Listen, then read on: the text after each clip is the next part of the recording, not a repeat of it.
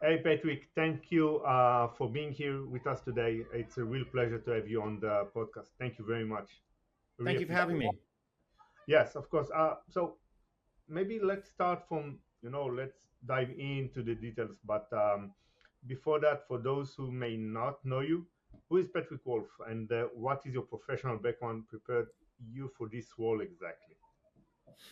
So, well, I have lived in San Francisco for over 20 years. My wife and I met here. Our kids are born and raised here.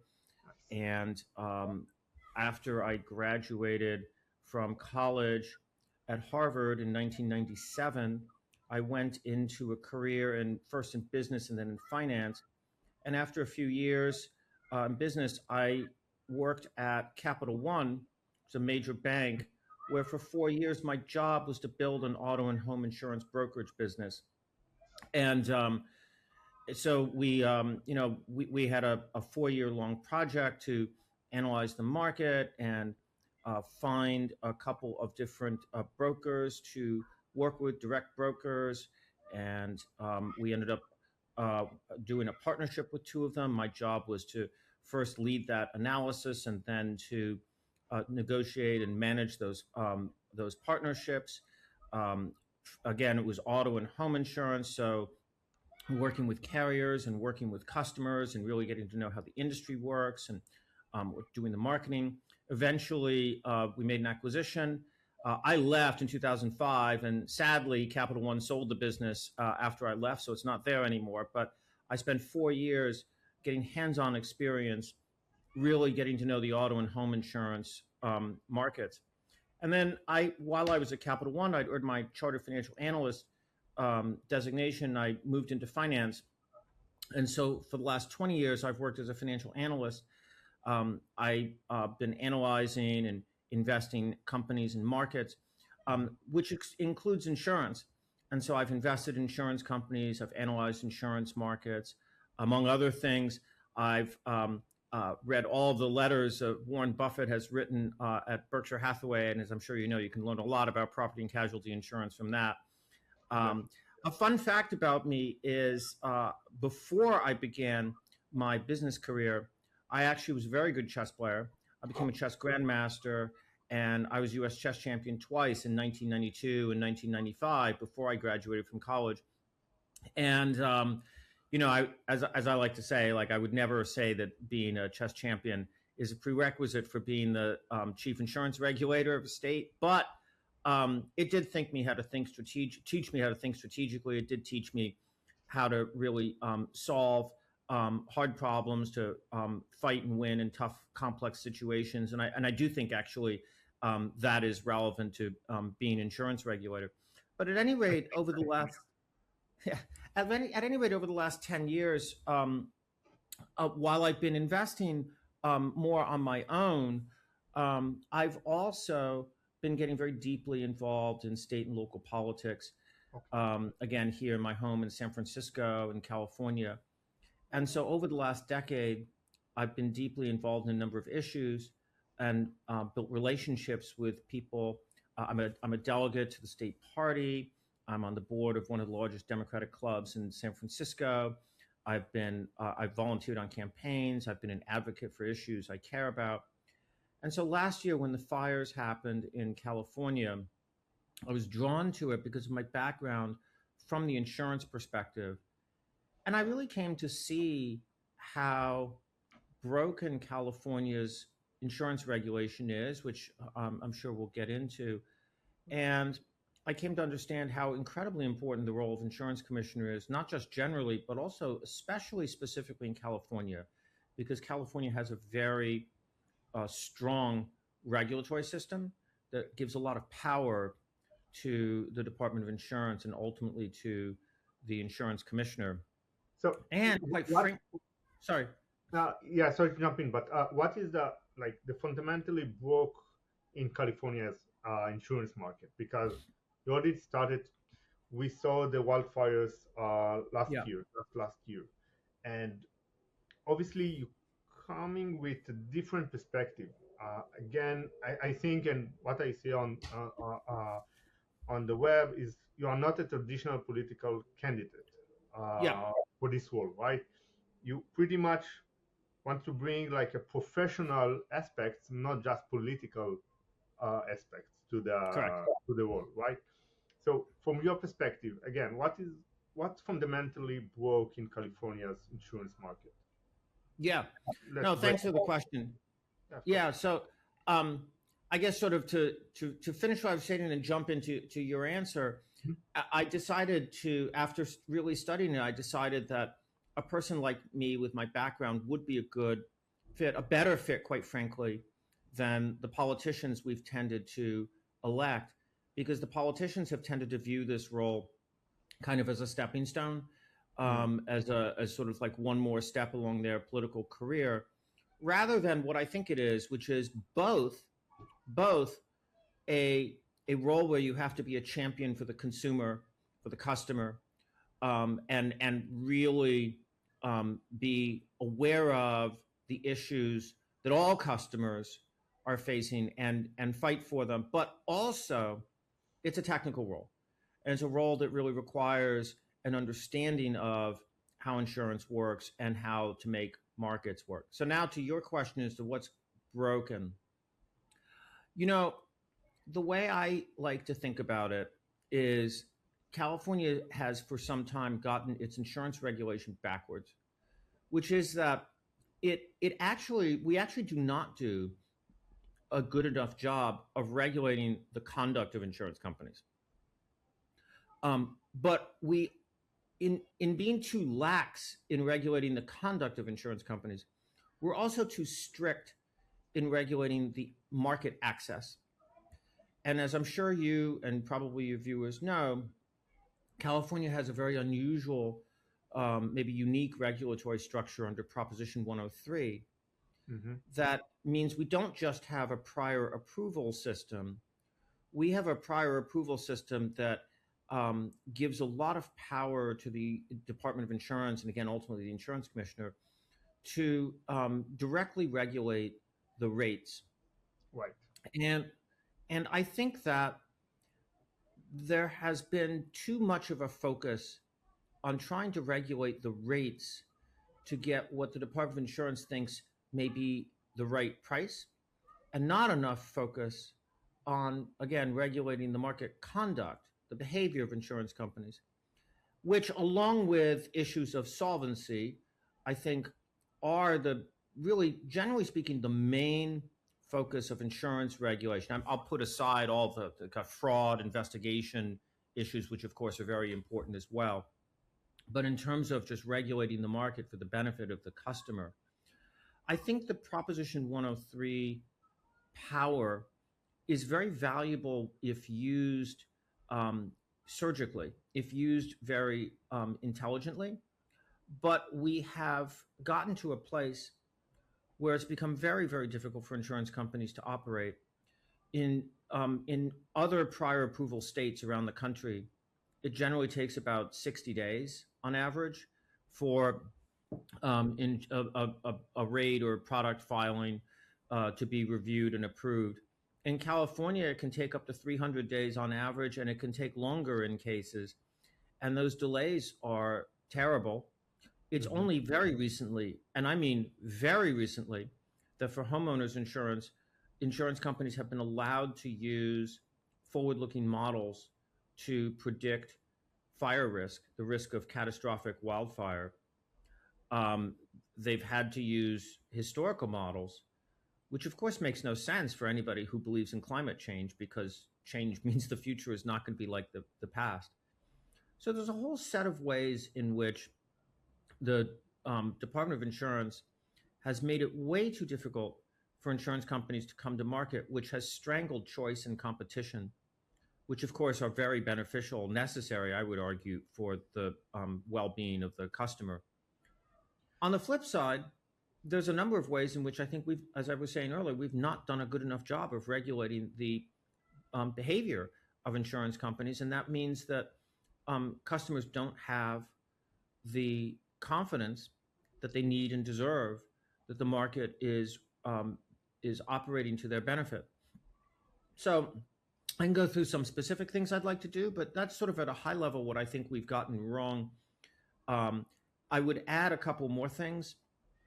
I think we also need to be better at holding the Department of Insurance accountable for results. And what I mean specifically by that Yeah. is I would like to publish an annual benchmarking report that benchmarks the insurance market of California to all the other, certainly all the other Western fire affected states, so that people can really see how the markets in California are performing relative to other states, and that we're holding ourselves accountable to that, to pricing, to availability, to conduct. Um, I think there are opportunities to put technology to work, which I'm sure we'll get an opportunity to talk about, Of which I course. think is very exciting. And then critically, specifically when it comes to homeowners insurance, um, the what's if once we get the market working to a place where we have lots of choice and competition, we're regulating the behavior of insurance companies so that we have a market where it's working for the customer, where the price is fair. At the same time that we're doing that, we have to attack the drivers of the higher costs of insurance. And that driver, of course, is the elevated risk of catastrophic wildfire. And that means helping homeowners take the right actions, making sure to harden their homes and their communities, making sure that's aligned with how insurance companies are underwriting. And it also means pushing the state and federal governments to step up to their responsibilities to reduce, to manage forests and to manage the land better.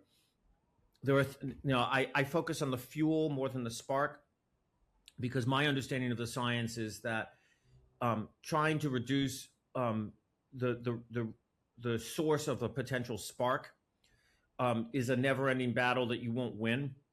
There'll be lightning strikes, or someone will light a match somewhere. But if you reduce the fuel, of course, you also want to try to reduce the spark. But if you reduce the fuel and thin the fuel responsibly, then when you get these sparks, they won't lead to the kind of catastrophic wildfire. And again, if you bring the risk down, you bring the cost down.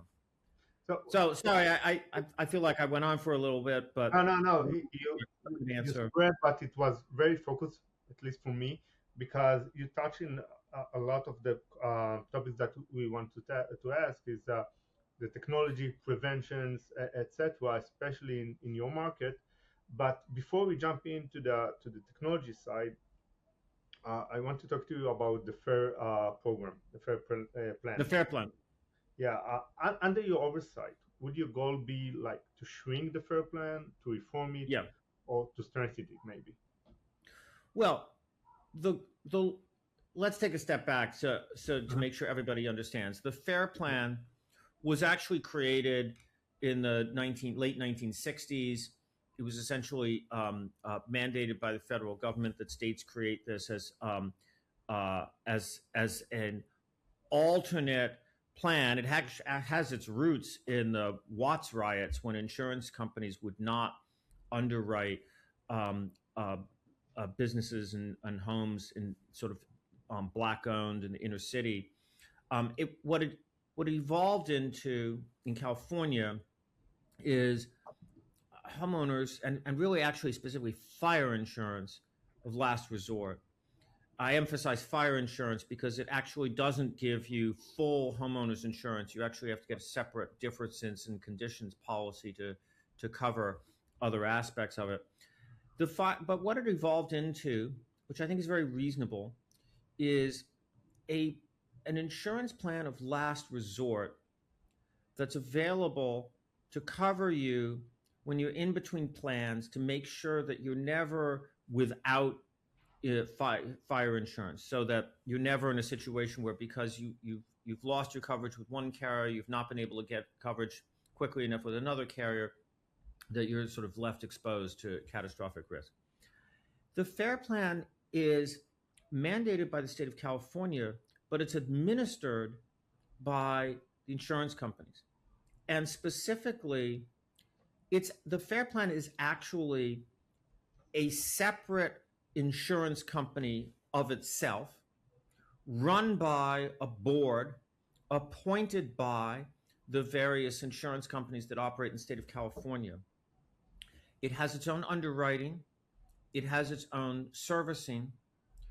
And the risk of the FAIR plan is shared pro rata according to the market share of all the other insurance companies in the state of California. So basically, if you step into the state of California, you necessarily take on your share of the risk of the FAIR plan. For years, the FAIR plan has been, there's no other way to say it, poorly run, poorly administered, kind of an afterthought. And it's been an afterthought because it has not been an important part of the market, covering a small number of people. As the market in California really started to break, particularly at the end of the last decade and the first half of this decade, as more and more insurance companies started withdrawing from California or just stopping writing business or non-renewing, not writing new business in California, the FAIR plan, because it has to take customers, started growing by leaps and bounds. It's now become one of the largest insurance companies in California. And the FAIR plan is failing on both sides. It's not good for customers. It has primitive underwriting. It has very poor servicing. Nobody's happy with it as a customer. But it also serves as an impediment to insurance companies, because as you write more business in California, you'd have to take on more risk of the FAIR plan, which itself has become a large source of exposure. And adding to this, I'm sorry to get into all these details, but it's really important to understand. Very important. Adding to this, the Department of Insurance recently reached an arrangement with the insurance companies, because after the fires last year, the Eaton Palisades fires, the Department of Insurance had to make or the FAIR plan, I should say, had to make a $1 billion assessment on all of the participating insurance companies, not each one, but all of them together. So, it's a lot of money. And there's continued exposure in the FAIR plan. Well, the arrangement that the Department of Insurance reached is that the insurance companies would be on the hook for the exposure in the FAIR plan up to a certain point. And then after that, they could issue surcharges on customers not in the FAIR plan for losses from the FAIR plan, which obviously is completely getting the incentives upside down. Right. Okay, so with that backdrop, what do we need to do? First and foremost, we have to fix the regular market. So getting back to what I was saying earlier, we have to do a much better job of holding insurance companies accountable, and we have to dramatically lower the barriers for insurance companies to come and operate in California. The only way to fix the FAIR plan is to fix the regular admitted market so that people can go to the regular admitted market and leave the FAIR plan. As insurance companies are being incentivized to come into California because they can write business profitably at a reasonable but not an unreasonable profit, but a reasonable profit, as they're incentivized to come to California, they have to, as part of that, invest in the FAIR plan to stand it up so it has better underwriting and better servicing. And as that's happening, the pricing of the FAIR plan has to become actuarially sound, which is fancy talk for saying that the price has to match the risk. Because until we get the FAIR plan and the regular market aligned, we'll never fix the system. The way to fix the system is to have the regular market aligned so that insurance companies can operate at a reasonable profit and the plans available to customers are better and cheaper in the regular market. Meanwhile, the FAIR plan, as long as we need it, needs to be at least adequate, but it needs to be a last resort where the risk sits at the FAIR plan and it's sound, right? It's charging appropriately for that risk so that the insurance companies are not pushing the risk off to customers elsewhere. Again, so that people are incentivized to get better and cheaper coverage off the FAIR plan, and the FAIR plan does not become an impediment to the regular market. And as I always explain to people when I go through this, one way or the other, we're paying for the FAIR plan, right? Like if if we're paying the fare for the fare plan by having insurance companies charge customers on other plans for the fare plan, we'll never rebalance the market.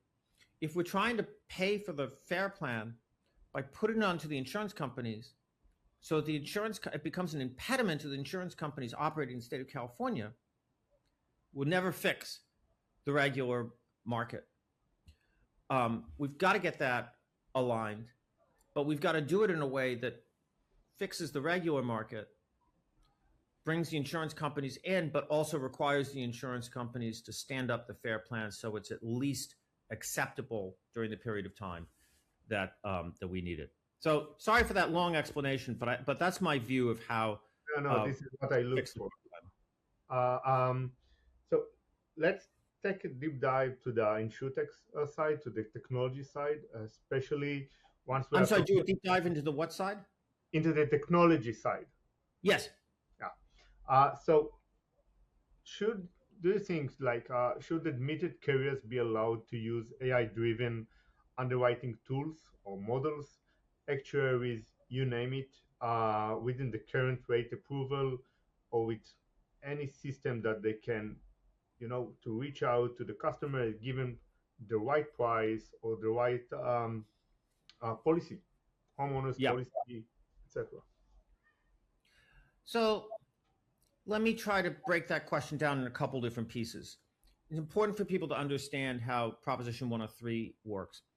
Proposition 103, and I know you mentioned homeowners, but let me talk about auto first.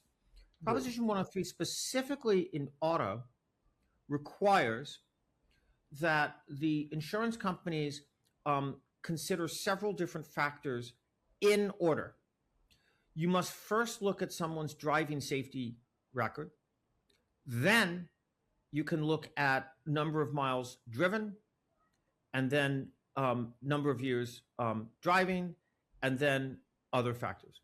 Now, if we think about that for a moment, one of the things that California does not allow is it does not allow the use of credit scores for underwriting auto insurance, even though we know that credit scores are predictive. And it doesn't allow the use of credit scores because people of California have decided, and this is obviously a hot topic around the country, have decided that although it does predict risk, it also carries with it associations that we don't necessarily want, and we don't think it has corresponding positive social benefits. I would look at the use of AI in the underwriting of auto insurance in kind of a similar way, where I think we need to understand is the AI actually doing a good job of predicting driving safety behavior? Okay. Or is it, for example, serving as a proxy for a credit score or something like that? I think that would probably be a tricky question, but probably something that you'd need to understand, because that's what the people of California have decided, at least at this point. However, for auto insurance, I would emphasize that there is a technology that the rest of the country is using that I think lines up extremely well with Prop 103, and that's telematics. Right. Where telematics actually looks specifically at the driving behavior. I mean, if that's not driving safety record, I don't know what is, right? We're the only state that doesn't allow telematics. That is because we have had concerns about privacy. I think those concerns are very important. I would take them very seriously. But at the same time, I would also note red states and blue states have all figured out ways to allow people to opt in to the use of telematics. And it's not only better at analyzing driving safety, it also has positive social benefits, because we know that as people get that feedback about their driving, it actually has the effect of improving driving safety. And you have an objective record, so that, for example, if you're pulled over in a biased manner by police, you now have actually an objective record to say, no, this is how I was actually driving. So I think there's a different technology for auto insurance that is not AI specific that really we could zero in on. Now, I do have a particular idea of how I think we could use AI that I'll get to in a minute, but then let's get to the underwriting questions. I'm not familiar with the use of AI in, for example, homeowners, and I'd be very interested to see like how AI might be applicable in ways that could improve the underwriting. But again, I think we'd need to look carefully because it is this feature of AI that it's this black box, right? It's this multivariable regression essentially that like creates these matrices that you don't know actually what the underlying connections are. And I think we need to understand them carefully to make sure that it's not just predicting risk, but it's predicting risk in ways that we think lines up with what we want to see. And then if I can, I would like to talk about a way that I see an opportunity I see to apply AI that I think is very exciting. That when I was at the NAIC meeting last summer in Minneapolis, there was some discussion about, and I really think California could be a leader in, and that is using AI or building an AI tool that allows the customer to understand what their insurance policy covers. We know that most people do not actually understand what is covered in their insurance. This is a long-standing problem. Large language models are a technology that's very good at analyzing complex text and explaining it to you. And the technology people I've spoken to have told me this is exactly the sort of problem that that large language models would be very good at. You'd want to train it on all of the policies on file with the Department of Insurance. You'd want to ask it a whole set of questions with expert reviews and review it. It would take some time. You need to make sure that you're really vetting the accuracy. If you got this right, I think this is exactly what a Department of Insurance should do, right? Because the Department of Insurance has all of the insurance policies. They have all the data. It's a very large public good to provide, right? And the public good, as we know, tends not to be underproduced. That's exactly what the government should be doing.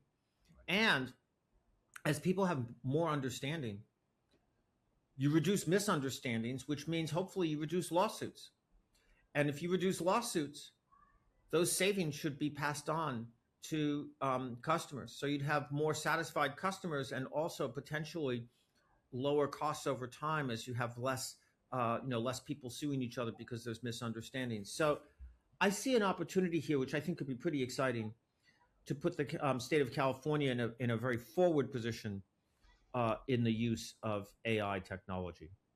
So just to continue your line of thoughts is, would you support a structured regulatory sandbox maybe to test the new underwriting or prevention models or actuaries to use the sandbox Yeah, under?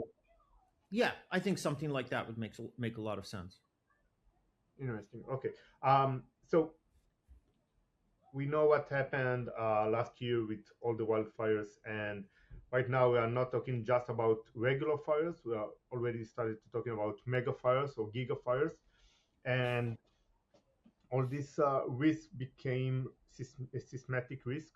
And I will be interesting to hear your take on the prevention side, not necessarily just technology, but obviously technology, but how the insurance carriers, the insurance entities in the state of California, what they need to do Yep. to implement more technology, to implement another different of underwriting, or yeah, take it from here. Yeah, absolutely. So let me first start with a historical analogy that I think is useful to keep in mind. Mhm. In the second half of the 19th century, we used to have in the United States what they called urban conflagrations, really, really big urban fires. The Great Chicago Fire of 1871 is the most famous. I live in San Francisco, so as we all know in San Francisco, the 1906 earthquake was actually much more of a fire event than it was an earthquake event. Um, but the point is, there were actually many others. And for decades, and this is a history that's often been forgotten, but I think it's important to remember at this moment. For decades, there were terrible, terrible, terrible urban fires that burned large sections of major cities. And the insurance industry was in a crisis over it. And actually, for years, there were questions about how whether the fire insurance was in fact sustainable as a business because of this problem. The insurance industry, I forget exactly when, it was in the 1890s, actually came together and started publishing, started producing building codes, Mm. the model building codes, as well as advocating for the development of modern fire infrastructure, firefighting infrastructure. Mhm. And that's why in the first half of the 20th century, we basically stopped having these urban conflagrations, right? Like this doesn't exist anymore, really. Obviously, what happened in LA, but that was a particular issue that's more sort of like a wildfire that became an urban fire because of the WUI, because of the wildlife urban interface. Yes. Um, but the urban conflagrations that were a thing that happened in the late 19th century stopped happening in the early and mid 20th century. Now, I think that what we're facing right now, it's different, of course, but it has a lot of similarities. Now the challenge is climate change, which is increasing the risk of these catastrophic wildfires, and these wildfires that we had not previously seen, but now we are seeing. And what is required is a similar kind of response, which is we need to upgrade existing buildings, specifically homes and other structures in these WUIs. And we need to harden the homes. We need to harden these communities, and we need to better manage the land. And we know what the actions are. I mean, the IBHS has produced, from what I can tell, good work Right. on what actually needs to be done in terms of home structure hardening. The science that I've read is pretty clear as to what needs to be done in terms of forest management. What we need to do is align the incentives and then invest the resources at the federal and the state governments. And that's going to be work. That's not going to happen quickly, but that's what we need to do. And so at the home level, we need to provide very clear guidance to homeowners as to what actions they need to take. We need to require insurance companies to provide clear guidance to the Department of Insurance that aligns with their underwriting, and we need to require insurance companies to provide meaningful discounts that are tied to taking these actions. And we need to put in place monitoring systems to make sure that the insurance companies know these actions are being taken, and the homes and the communities get the credit for taking these actions. We also need to provide, whether it's through tax increments or direct fiscal assistance or through favorable financing, we need to help homeowners and communities take these actions, because again, this is a public good. You're not just helping yourself, you're helping everyone around you. It's exactly what the government needs to be helping to support. We need, as a government, to take the right actions to do controlled burns and clearing of underbrush and all the things that the science tell us we need to do. So we know what actions we need to take. What we need to do is align the incentives to make sure that we're doing them. And then there's an interesting idea I'd like to explore. It's a bit more experimental, experimental maybe is not the right word. It's a bit it's a bit more novel, let's say, but I think it's interesting if it can be made to work, which is it might be possible to separate wildfire risk from the typical like HO3, HO5, like the typical homeowners policy. Hmm. Separate the wildfire risk into its own thing and underwrite it at the group level as opposed to at the individual level. Now, the argument for underwriting at the group level is that wildfire risk, unlike typical fire, wildfire is a risk that's entailed at the group level rather than at the individual level, and requires mitigation actions undertaken at the group level rather than undertaken at the individual level. Right? Um, there are challenges. It's the challenges would be, first of all, it's new, and that all by itself is a challenge. Secondly, um, it's you can geographically define the unit that's at risk. It's not clear that that geographic unit has a corresponding legal or social unit that would enter into the contract. And then also, because the risk is so intensely correlated, right? Like with group health insurance, you underwrite a whole lot of people, but each individual has different risks.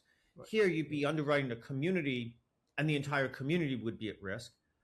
But on the other hand, you should be able to separate the underwriting from the balance sheet, right? You can underwrite the risk and then spread the risk across, right? So again, it's more novel. You need to figure out if that's a thing to do. But I think there are ways we need to explore to figure out how to align the incentives. But it's the aligning of the incentives that's the challenge. We know what the actions are we need to take. And again, we have a historical analog. We've faced a similar kind of problem before. We can overcome this problem again if we're smart about this. I'm confident. It's very interesting. You gave here a couple of great ideas and topic to double down, of course. But is very relieved that, for example, if we take the homeowners who materially like reduce wildfire risk receive automatic like meaningful premium relief if they use like specific technology, monitoring technologies, prevent Yep. technologies, etc. And and obviously, if the insurance company will benefit from that as well. And as you said, if you will structure the model that also the insurance company will benefit, and from the homeowners or auto insurance, etc., will benefit as well. Okay, very nice. I wanted to jump to the like your position as a Yes. commissioner to be. Um, you position yourself as a professional rather than political. We know Yes. that the commissioner is elected, okay, elected by the people. In California, as I'm In sure you California, know. yeah. In California, not all the states the same. Specific in California, this is the Yeah. situation. Yeah. Uh, in practical terms, how would you approach different from the other candidates? Because we understand your professional aspects here, but what is the differentiator between you and the others? Well, I would say a couple things. One is my motivation, which is what Hmm. the reason I'm running for this office. I'm 50. I just turned 58 years old tomorrow. We're taping this Oh, on February congrats. 16th. Thank you. Um, uh, our son is at college now. Our daughter is a senior in high school. By the time the election happens, my wife and I will be empty nesters. I still have a lot of energy, and I'm really, really excited about the opportunity to do something very big and very meaningful and important. Um, and at the same time, I have no illusions or maybe delusions of, being, I don't know, governor, senator, congressman, whatever it is, right? Remember, typically this office in California has been used by politicians as a stepping stone. Ah, And I do not have that desire or motivation. And in fact, my pledge, now I've pledged not to take any money from insurance companies for my campaign. All my Democratic competitors have made the same pledge. I consider that almost necessary to run for this office, certainly in California. But I've also pledged I won't run for any other elected office after being elected insurance commissioner. I really, it is both true for me, and I want people to know it's true, that I'm doing this role just to do this role, and not because I'm trying to use it as a launching pad or to one more step on a political career or anything like that. I think that perspective frees you to do the things that need to be done and to focus entirely on what the office requires. And it's a very important role. You understand this, and I'm sure your listeners understand this, but most people in California never even heard. They don't even know the insurance commissioner exists. They don't know they elect the insurance commissioner. It's just sort of something that appears on the ballot. It has not gotten the attention that it really deserves and requires. And it needs that attention, and it needs to be taken very seriously. And so I think that I'm able to bring to this role that attitude, that perspective that the role needs, especially at this moment in time, that I think is very different from the rest of my competitors. And of course, as you had said earlier, I bring a different background, a different skill set. Of course, it's necessary to be able to work with the other areas of the government. But as I've said, I've spent a decade, very involved in politics, which is what enabled me to make this run. I think the real scarcity here is the understanding of what needs to be done and how the markets and the industry operates, so that you can know what needs to be done and know where the resources need to be applied. I think that makes me very different from the rest of my competitors. And the last thing I guess I would say is we've been doing it the other way for a long time. We've been electing politicians for a long time, and look where it's gotten us. 100%. What does success look like under your leadership? So I think success would look like the following. And I want to broaden it beyond homeowners and so forth, but let's start with homeowners. Yeah. Clearly, we have right now a crisis in California's insurance market. Insurance carriers have been leaving the state. It's literally been difficult for people to get insurance. Prices have been skyrocketing. We need a healthy market where people know that we are being smart and strong about regulating the conduct of insurance companies. And actually, let me take a moment and share with you one thing I'd like to do that's very different, that nobody has talked about before, but I think would be very exciting. You may be aware that insurance departments collect this market annual conduct survey data every year, right? They collect this market conduct survey information. But the insurance industry for years has lobbied to keep that data anonymous at the company level. And I'm going to change that. If elected insurance commissioner, I'm going to put that information into the marketplace, and not only put the information into the marketplace, but make it available to customers in an easy to understand format, so they can know how each insurance company has really been behaving in terms of claims, which is incredibly important because as we know, there's an enormous difference between how different insurance companies behave when it comes time to pay claims. And that behavior is incredibly important for customers. But the market has not been operating effectively to allow customers to discipline insurance companies, because that data has not been available. That information has not been available. It's the job of the regulator to provide that information, I believe.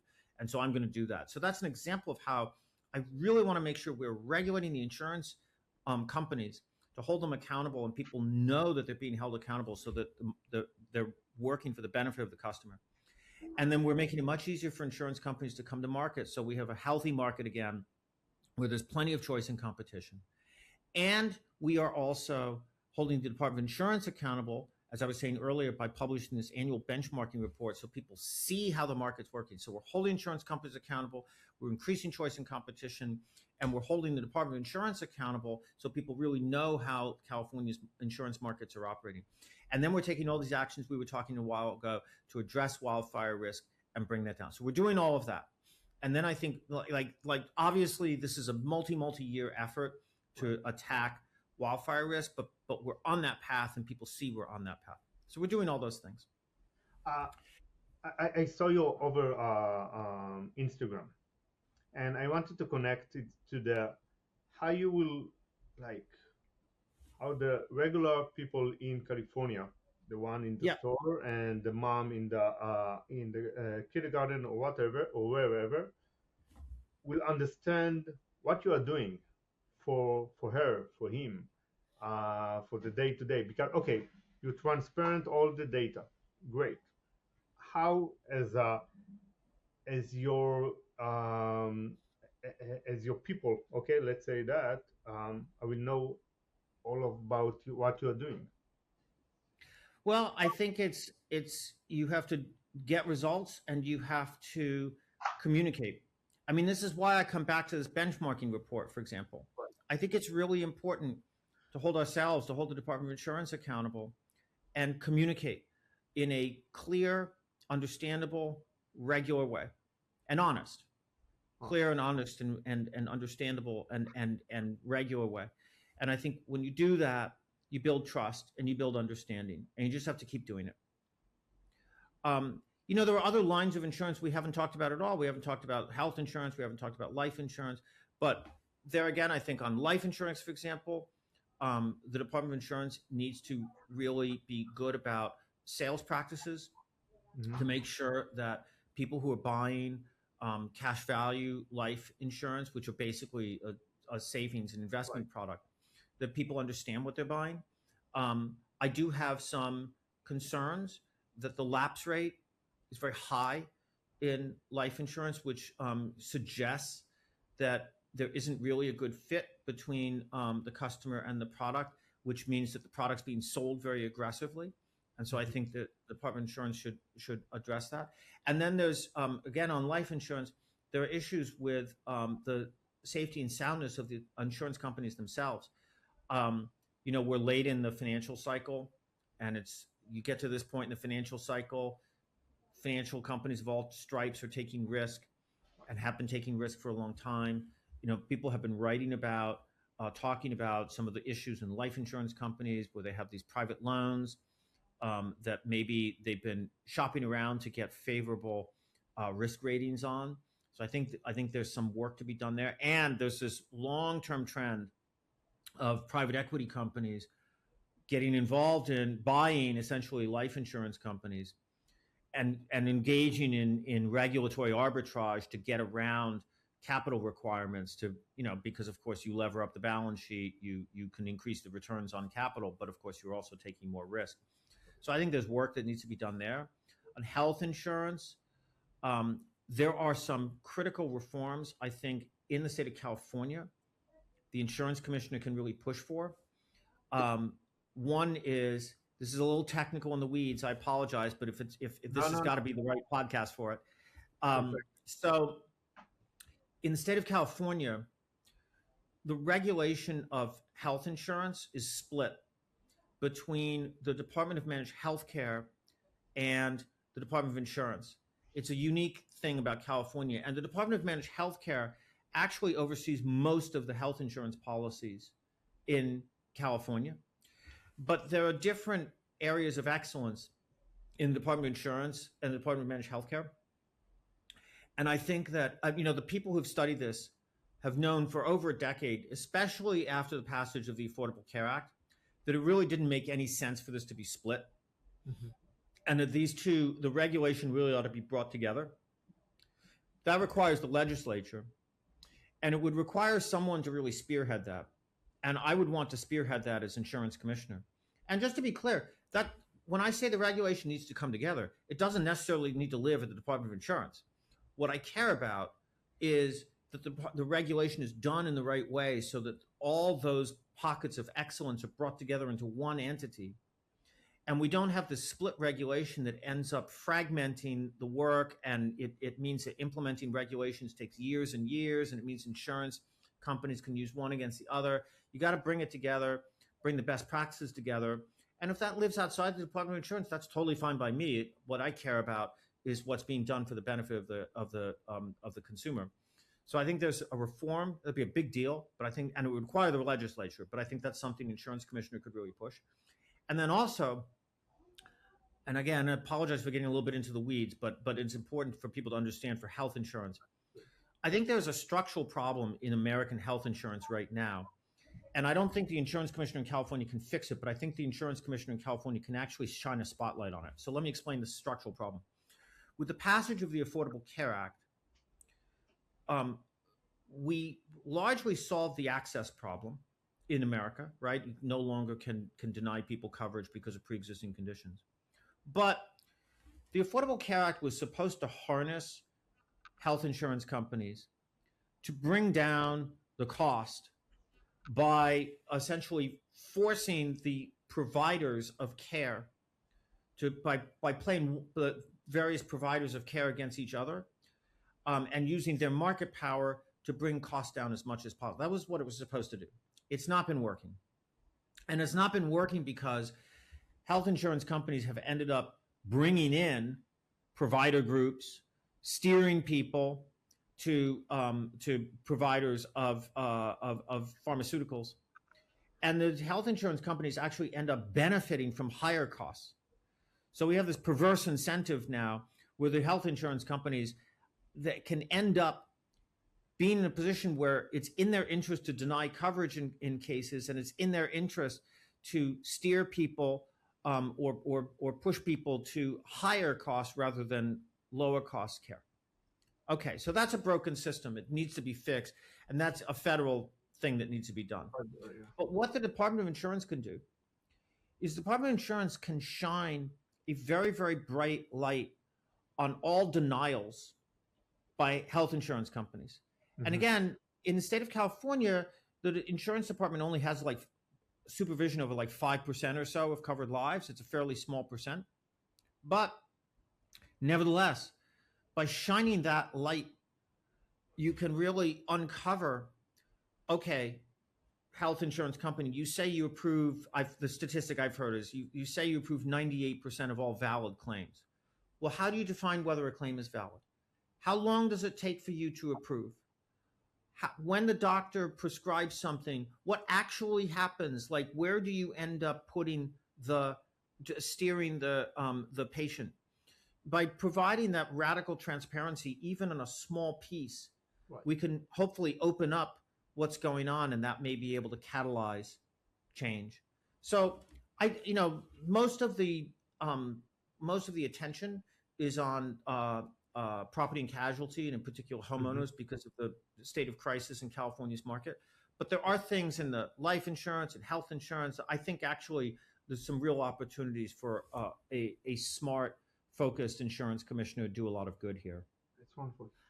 Patrick, just before we wrap up, as a grandmaster, yes, if you could invite anyone from the industry, from the insurance industry, to sit across the chessboard from you, who would it be, and why? Warren Buffett.